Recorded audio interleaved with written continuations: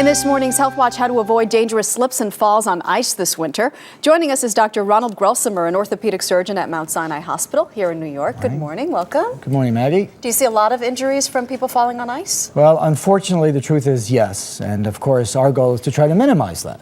What kind of injuries do you see? How serious?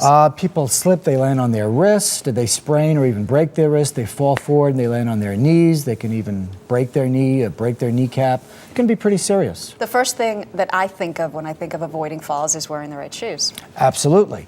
You want to wear, in fact, I have a little shoe over here, or a boot. You want to make sure that's a big boot. You want to make sure it's got a nice surface that's appropriate for the snow.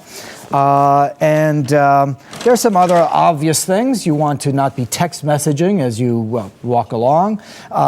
You want to make sure that if you've had something to drink, and maybe you get a designated shopper for you. I mean, obviously, if you can avoid being out there in the first place, that's the best thing. Don't drink and walk on ice. There you go. I know that you're going to demonstrate for us the proper way to do it because technique matters too. Would you mind? Absolutely. Great.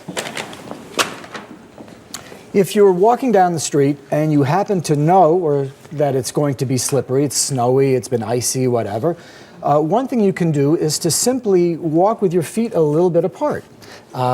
Just like this. Okay. You wouldn't even notice. Right. My normal walk is like this, and now I'm walking with my feet just a little bit apart, and Why? You wouldn't even notice. It makes you more stable. Clearly, if you could walk like that, you'd be even more stable. But then you'd look foolish. A little funny. But just a little bit apart goes a long way. A second thing you can do is to walk with your knees bent a little bit.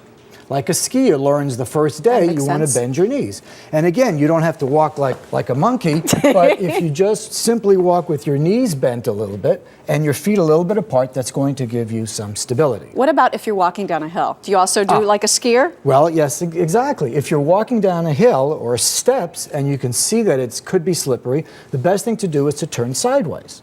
And then as you're walking down, you don't want to cross over, because if you walk like this, as soon as your foot goes up, you're going to lose your balance, or potentially lose your balance. So you want to walk a little bit like a skier, sidestepping down a mountain, nice and easy, with your feet like this, and that's the safest way of going down.